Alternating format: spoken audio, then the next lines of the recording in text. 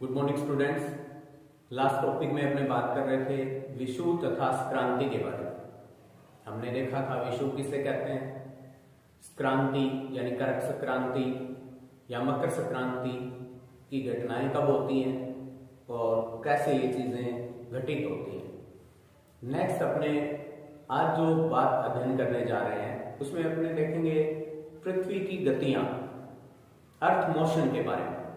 और अर्थ मोशन भी अपने यानी पृथ्वी की गतियां भी अपने कौन सी अध्ययन करेंगे, तो उत्तर देंगे अपने एस्ट्रोनॉमिकल, खगोलीय गतियां। यानी पृथ्वी सूर्य के चारों ओर जब चारों ओर चक्कर लगाती है पश्चिम से पूर्व की ओर, या अपने अक्ष पर जब घूर्णन करती है पृथ्वी, तो उन गतियों की बात अपने यानी एस्ट्रोनॉमिकल या खगोलीय गतियां जो है वो आज अपना टॉपिक रहेगा, अर्थ मोशन या पृथ्वी की गतियों के बारे में। पृथ्वी की गतियों की अगर बात करें, मेनली पृथ्वी की दो प्रकार की गतियां होती हैं। पृथ्वी अपने अक्ष पर दो तरह की गति करती है। कौन कौन सी गति करती है हमें पता है। पृथ्वी अपने अक्ष पर 23.5 डिग्री झुके हुए रहती है, यानी पृथ्वी का अक्षीय झुकाव की अगर बात करें तो पृथ्वी का अक्षीय झुकाव कितना है, अपने उत्तर देंगे 23.5 डिग्री पृथ्वी अपने अक्ष पर झुकी है। और इस झुकी हुई अवस्था में पृथ्वी अपने अक्ष पर पश्चिम से पूर्व की ओर घूमती है। पृथ्वी का अपने अक्ष पर पश्चिम से पूर्व की ओर घूमना क्या कहलाता है, घूर्णन गति कहलाता है। यानी पृथ्वी की मुख्य रूप से दो गतियां हैं, नंबर 1 घूर्णन गति या रोटेशन मोशन, और नंबर 2 पे अपने बात करेंगे परिक्रमण गति या रिवॉल्यूशन मोशन। घूर्णन गति की अपने बात कर रहे थे, पृथ्वी का अपने अक्ष पर यानी पश्चिम से पूर्व की ओर घूमना, पश्चिम से पूर्व की ओर घूमना जो है, घूमने वाली गति जो है वो घूर्णन गति कहलाती है। इंपॉर्टेंट बात, पृथ्वी सदैव अपने अक्ष पर घूमती है। घूर्णन गति में पृथ्वी अपने अक्ष पर घूमती है, इसलिए इस गति को अपने अक्षीय गति भी कहते हैं। घूर्णन गति को एक्सिलरी मोशन या अक्षीय गति भी कहते हैं। क्यों कहते हैं? क्योंकि पृथ्वी अपने अक्ष पर पश्चिम से पूर्व की ओर घूर्णन करती है, इसलिए इस गति को अक्षीय गति भी कहते हैं।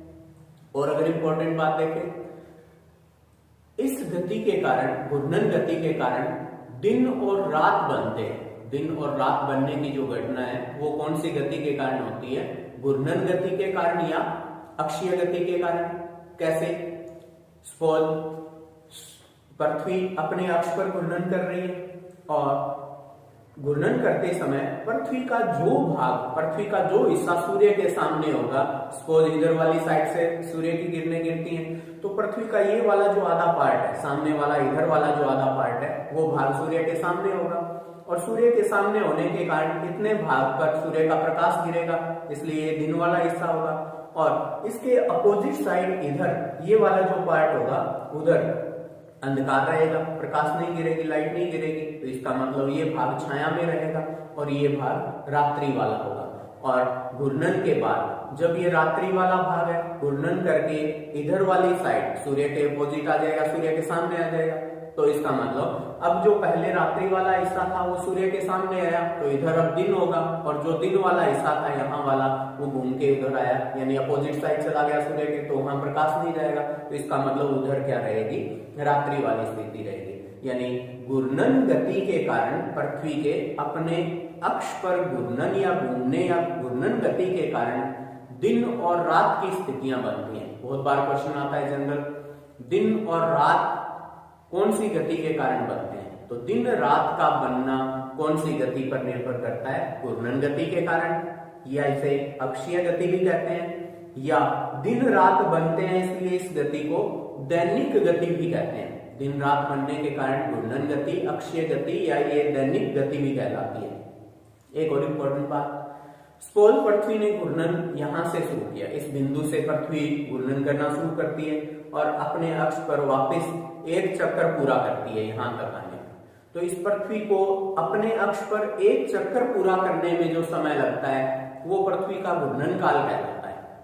और पृथ्वी अपने अक्ष पर एक चक्कर पूर्ण करने में कितना समय लेती है, 23 घंटे 56 मिनट और 4 सेकंड। पृथ्वी अपने अक्ष पर एक चक्कर पूर्ण करने में, यानी पृथ्वी का घूर्णन काल कितना है, तो अपने पढ़ेंगे पृथ्वी का घूर्णन काल यानी लगभग 24 घंटे, या आपने कहेंगे 23 घंटे 56 मिनट और 4 सेकंड पृथ्वी का घूर्णन काल है। अगर इस गति की एक और बात करें, यानी घूर्णन गति पश्चिम से पूर्व की ओर अपने अक्ष पर अक्षीय गति, और एक बात हमने पढ़ी इसे दैनिक गति भी कहते हैं। एक और इम्पोर्टेंट बात, इसे परिभ्रमण गति भी कहते हैं। घूमना यानी भ्रमण करना, तो ये परिभ्रमण गति भी कहलाती है।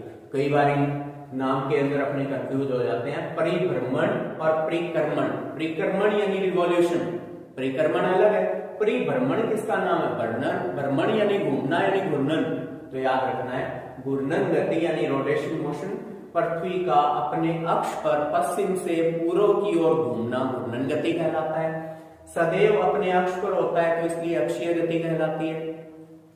घूर्णन गति अक्षीय गति के कारण दिन और रात बनते हैं, इसलिए हमने पढ़ा इसे दैनिक गति भी कहते हैं। घूर्णन गति के अंदर पृथ्वी को एक चक्कर पूरा करने में, यानी पृथ्वी का घूर्णन काल की अगर बात करें 24 घंटे, या आपने बात करें 23 घंटे 56 मिनट और 4 सेकंड होता है, और इस गति को परिभ्रमण गति भी कहते हैं। अक्षीय झुकाव की भी बात आती है यहाँ, तो पृथ्वी का अक्षीय झुकाव अपने पढ़ चुके हैं 23.5 डिग्री। पृथ्वी अपने अक्ष पर कितने डिग्री झुकी हुई है, कितने डिग्री का कोण बनाता है अक्ष, 23.5 डिग्री का पृथ्वी का अक्षीय झुकाव है। दूसरी इंपॉर्टेंट बात करते हैं परिक्रमण गति या रिवॉल्यूशन। क्या होगी परिक्रमण गति या रिवॉल्यूशन? पृथ्वी अपने अक्ष पर घूर्णन करती है, अभी हमने पढ़ा।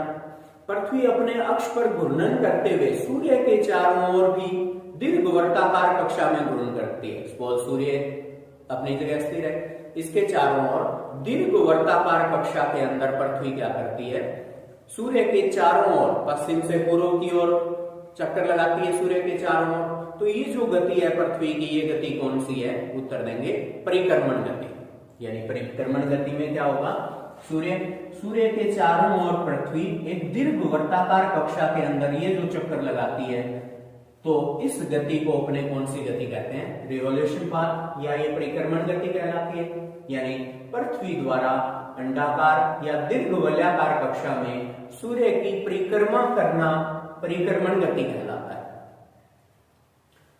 परिक्रमण गति के अंदर पृथ्वी सदैव अपनी निश्चित कक्षा में घूमती है। पृथ्वी का जो पथ है, सूर्य के चारों ओर घूमने का जो पथ है, वो सदैव एक निश्चित कक्ष होता है। इसलिए इस गति को, परिक्रमण गति को ऑर्बिटरी मोशन भी कहते हैं, यानी कक्षीय गति भी कहते हैं। वो एक्सियल मोशन था, अक्षीय गति थी, ये ऑर्बिट कक्षा के अंदर, इसलिए ऑर्बिटरी मोशन या इसे कक्षीय गति के नाम से भी जाना जाता है। इंपॉर्टेंट बात, पृथ्वी अपने कक्ष में एक चक्कर पूरा करने में, सूर्य के चारों ओर पृथ्वी अपने कक्ष के ऊपर एक चक्कर पूरा करने में, सपोज यहां से पृथ्वी ने परिक्रमण करना शुरू किया, तो यहां से एक चक्कर पूरा करने में, वापस सूर्य के चारों ओर एक चक्कर पूरा करने में पृथ्वी को 1 वर्ष का समय लगता है। पृथ्वी का परिक्रमण काल कितना होगा? 1 वर्ष। सूर्य के चारों ओर पृथ्वी एक चक्कर पूरा करने में कितना समय लगाती है, उसे परिक्रमण काल कहते हैं। कितना है? 365 सही 1/4 दिन, या आपने बोल सकते हैं 365 दिन 5 घंटे 48 मिनट और 46 सेकंड, और ये 1 वर्ष का समय है, इसलिए इस गति को अपने वार्षिक गति भी कहते हैं। यानी परिक्रमण गति कक्ष पर कक्षीय गति, परिक्रमण गति के कारण दिन हो, और आगे पढ़ेंगे परिक्रमण गति के कारण वर्ष बनते हैं, साल का निर्धारण होता है, इसलिए वार्षिक गति भी कहते हैं। महत्वपूर्ण बात, परिक्रमण गति और पृथ्वी के अक्षीय झुकाव के कारण, पृथ्वी के अक्षीय झुकाव के कारण 2 घटनाएं होती हैं। बार बार क्वेश्चन आते हैं, दिन रात छोटे बड़े होते हैं। दिन रात का छोटा बड़ा होना या दिन रात छोटे बड़े होने की घटना, और ऋतु परिवर्तन की घटना, ग्रीष्म ऋतु, वर्षा ऋतु, शरद ऋतु, शीत ऋतु, ये जो ऋतु परिवर्तन और दिन रात का छोटे बड़े होना है, ये किस पर निर्भर करता है?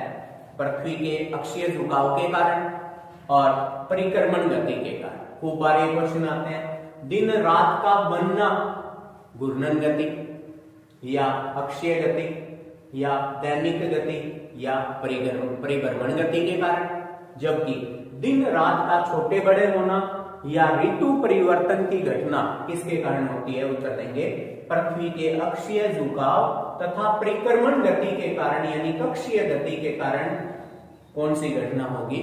उत्तर देंगे दिन रात का छोटे बड़ा होना और ऋतु परिवर्तन की घटना परिक्रमण गति और अक्षीय झुकाव के संयुक्त प्रभाव के कारण होती है। अब पृथ्वी जब सूर्य के चारों ओर एक निश्चित दीर्घ वर्ताकार कक्षा में चक्कर लगा रही है, उस समय दो स्थितियां उत्पन्न होती हैं वर्ष में, जब पृथ्वी और सूर्य के मध्य न्यूनतम दूरी होती है। सूर्य के चारों ओर चक्कर लगाते समय पृथ्वी जब सूर्य की निकटतम स्थिति में आ जाती है तो उस स्थिति को उपसौर की घटना कहते हैं। इंग्लिश में इसे पेरिहीलियन कहा जाता है। कई बार सीधा हिंदी में लिखा था पेरिहीलियन, तो पेरिहीलियन का मतलब उपसौर। उपसौर का मतलब वर्ष का वह दिन जब पृथ्वी तथा सूर्य एक दूसरे के निकटतम आ जाते हैं, नजदीकतम आ जाते हैं। और ये जो स्थिति है प्रत्येक वर्ष 3 और 4 जनवरी के समय होती है, यानी उपसौर की घटना 3 से 4 जनवरी के दिन। और परिक्रमण के दौरान जब पृथ्वी सूर्य से अधिकतम दूरी पर चली जाती है, या आपने कहे वह स्थिति परिक्रमण गति के दौरान वह स्थिति जब पृथ्वी सूर्य से अधिकतम दूरी पर होती है, तो इस स्थिति को अपसौर की घटना कहते हैं या इसे एपिहीलियन कहा जाता है। और एपिहीलियन या उपसौर की जो स्थिति है वो कब आती है? प्रत्येक वर्ष 4 जुलाई के दिन। तो अपसौर पृथ्वी और सूर्य के मध्य अधिकतम दूरी वर्ष में कब होती है? 4 जुलाई के दिन। और इसे एपिहीलियन या अपसौर की घटना कहते हैं। जबकि पेरिहीलियन यानी प्रत्येक 3 या 4 जनवरी के दिन जब पृथ्वी और सूर्य के मध्य निकटतम दूरी होती है तो इसे पेरिहीलियन या उपसौर की घटना कहते हैं। ये दोनों बातें उपसौर और अपसौर की जो है वो हमें काम आएगी ज्वार भाटा के टॉपिक में, यानी टाइड और नीप वाला जो टॉपिक पढ़ेंगे अपने ज्वार और भाटा, तो उसमें ये महत्वपूर्ण बातें याद रखेंगे उपसौर और अपसौर के बारे में। तो ये अपना एक छोटा सा टॉपिक था जिसमें हमने बात की पृथ्वी की खगोलीय गतियों के बारे में। इसके अलावा भी नेक्स्ट टॉपिक में अपने आगे बात करेंगे दूसरे टॉपिक के अंदर पृथ्वी की धरातलीय गतियों के बारे में, जिसमें अपने अक्षय भी पढ़ेंगे, अपर्दन भी पढ़ेंगे, या आपने बात करें प्लेट टेक्टोनिक थ्योरी के अंदर विवर्तनिकी गतियों की भी बात करेंगे। ज्वालामुखी, भूकंप, ये जो घटनाएं होती हैं वो भी पृथ्वी की गतियों के कारण होती हैं, वहां भी अपने पढ़ेंगे अपसारी गति, अभिसारी गति, संरक्षी गति। लेकिन ये जो छोटा सा टॉपिक था उसमें हमने बात की खगोलीय गतियों के बारे में। 2 प्रकार की गतियां थी, घूर्णन गति रोटेशन मोशन और परिक्रमण गति रिवोल्यूशन मोशन। क्या क्या क्वेश्चन थे वो भी हमने चर्चाएं की इसके अंदर। Thank you.